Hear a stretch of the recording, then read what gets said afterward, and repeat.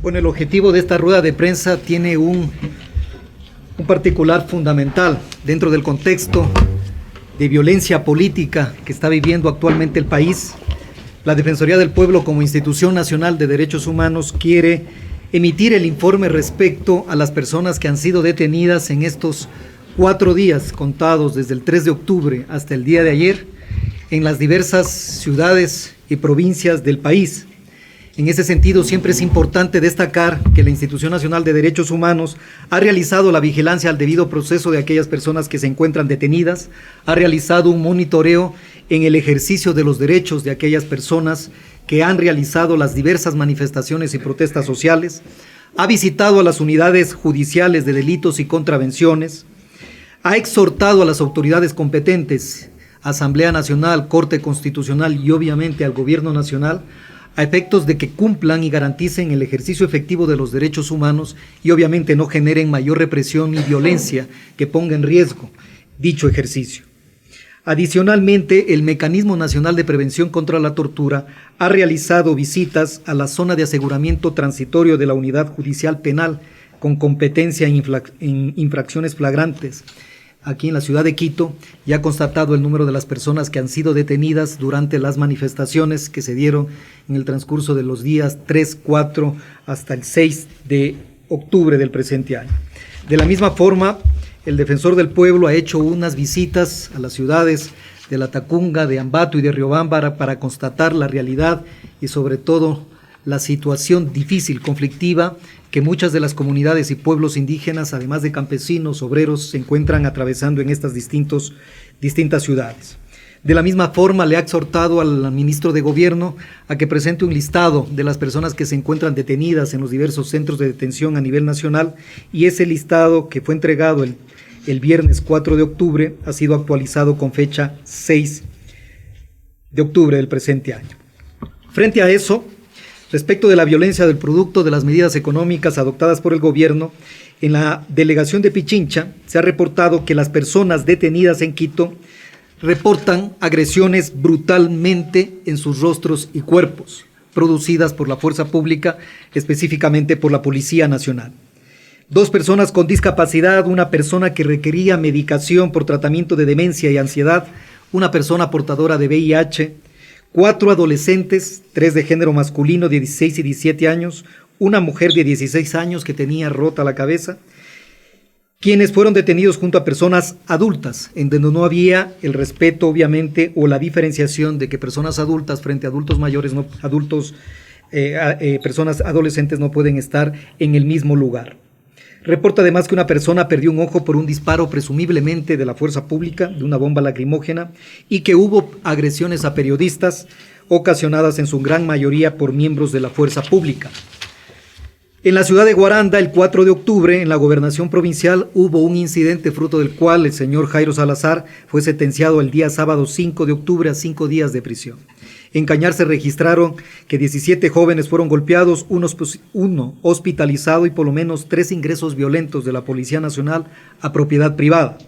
En la provincia de Cotopaxi se pudo observar constantemente represión militar y policial hacia las personas manifestantes, con efectos como 3 detenidos con heridas graves y una persona con lesión permanente ocular causada por un perdigón. En Milagro, el momento más complejo se lo vivió el 3 de octubre, en la tarde, cuando la Policía Nacional reprimió a cerca de 300 manifestantes. En Imbabura, creo que es la provincia en donde mayores incidentes, además de la provincia de Cotopaxi, se han presentado, y en donde la violencia ha tenido un repunte respecto desde la fuerza pública, y grupos como la Unión Nacional de Organizaciones Regionales Campesinas, Federación Indígena y Campesina de Imbabura, Pueblo Quichua, Caranqui y otras organizaciones han recibido una fuerte represión de las Fuerzas Armadas, principalmente en el sector de La Zuleta y el sector de Yaguache. De ellos se conoce que hay varios atendidos en los distintos centros de atención de salud y otros enviados a Quito sin que hasta el momento podamos cuantificar el número de ellos. En Loja se registró un paro de intensidad grave en Saraguro, sin tener al momento un reporte de las personas detenidas en la noche del 4 de octubre, pero que ha dejado un saldo de 6 personas heridas. En Pastaza, el domingo 6 de octubre a las 5 de la mañana, 200 militares ingresaron al territorio comunitario disparando bombas lacrimógenas. Se constató efectivamente que por el uso excesivo de la fuerza hubo enfrentamientos entre las comunidades y las Fuerzas Armadas, del mismo modo que el uso de perdigones y bombas lacrimógenas contra los manifestantes, afectando a niñas, niños, adolescentes, mujeres embarazadas, personas adultas mayores y personas con discapacidad. Frente a eso, quisiéramos reportar que hemos constatado con la información que ha emitido el Ministerio de Gobierno y actualmente, hasta el día de ayer, son 485 personas las que han sido detenidas en las diversas manifestaciones y protestas sociales. Un dato que es sumamente relevante es que el 82% de estas personas detenidas por la fuerza pública, el 82% ha salido en libertad sin formulación de cargos, ni obviamente generarse las prisiones preventivas, lo que demuestra el uso excesivo de la fuerza de parte de la Policía Nacional y de los militares respecto a las detenciones de todas estas personas que, como digo, no se iniciaron formulaciones de cargos ni mucho menos prisiones preventivas. Esto reporta que solamente un 18% de aquellas personas detenidas de las 485 han iniciado procesos judiciales de instrucción fiscal y con las medidas alternativas a la prisión preventiva. Algunas de ellas sí efectivamente se encuentran con prisiones preventivas, como es el caso del dirigente de los taxistas, Jorge Calderón. Un dato relevante que demuestra la fuerza y el excesivo uso de la fuerza policial es que en el 2015, de un total en 4 días de protestas sociales, solo hubieron 123 personas. Acá estamos hablando que en 4 días de protestas sociales, hubieron 485 personas detenidas, lo que demuestra que ha habido un uso excesivo de la fuerza, una violencia policial, violencia de la fuerza pública, y que efectivamente como Institución Nacional de Derechos Humanos la publicitamos y condenamos públicamente, dado que eso no se enmarca en un contexto de derechos humanos, ni mucho menos en un Estado constitucional de derechos. Frente a eso, la Institución Nacional de Derechos Humanos recomienda, en primer lugar, de que el número de detenidos que actualmente reportan a nivel nacional son fruto de una violencia policial, dado que la propia Fiscalía y el Consejo de la Judicatura, a través de la función judicial, no ha legalizado la mayoría o en un gran porcentaje, como les había mencionado, de un 82% han salido libres sin formulación de cargos. En segundo lugar, es importante condenar los actos de vandalismo y de actos delictivos que se han presentado a nivel nacional, que no justifican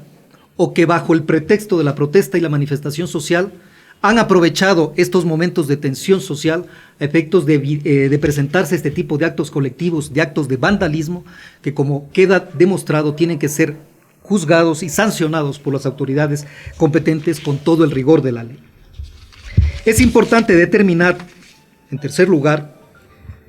que la Defensoría del Pueblo ha solicitado a los organismos competentes, en particular a la Corte Constitucional, su pronunciamiento respecto al estado de excepción decretado mediante Decreto Ejecutivo número 884 del 3 de octubre,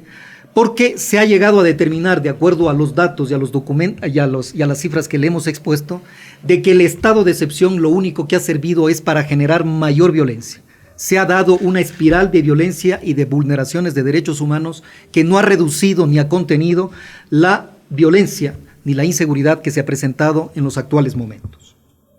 De la misma forma, tomando en consideración lo que manifestó el presidente de la República en cadena nacional el día de ayer respecto de su firme decisión de dialogar con el sector indígena, hacemos un llamado al presidente de la República, exhortamos al presidente de la República, al gobierno nacional, para que sobre la base de esta manifestación presidencial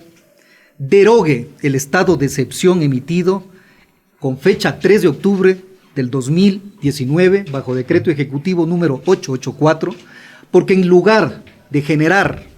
condiciones de seguridad y de permitir la manifestación y la libre manifestación, lo único que ha generado es mayor violencias y vulneraciones de derechos humanos. Adicionalmente, tomando en cuenta de que uno de los argumentos fundamentales del movimiento indígena, de los sectores campesinos, obreros, es justamente las medidas económicas adoptadas en el decreto ejecutivo 883, la Defensoría del Pueblo como institución nacional de derechos humanos, apelando al diálogo que debe primar en las autoridades, pero sobre todo en los organismos sociales, solicita y exhorta al presidente de la República a considerar las diversas manifestaciones y pedidos de la dirigencia indígena, del movimiento campesino, de las organizaciones laborales, y bajo un marco de absoluto respeto, pero sobre todo de una apertura al diálogo transparente y directa, se pueda el gobierno nacional, junto con estas diversas organizaciones, reunirse y dialogar sin ningún tipo de condiciones, sin ningún tipo de agendas previas, sino más allá del interés común. Creo que el país lo necesita, creo que el país exige una necesaria o un necesario diálogo entre los diversos actores sociales a efectos de evitar la grave crisis por la que encuentra atravesando este país. Adicionalmente es necesario, y hacemos votos y hacemos un exhorto al gobierno nacional, a buscar unas soluciones justas, pero sobre todo equitativas para el pueblo ecuatoriano, para la clase más desfavorecida, para los pueblos indígenas, para el movimiento campesino, para las organizaciones laborales, en definitiva, para el pueblo en general, que atienda sus justas demandas y sobre todo garantice un pleno ejercicio de sus derechos y sobre todo una vida digna. Muchas gracias.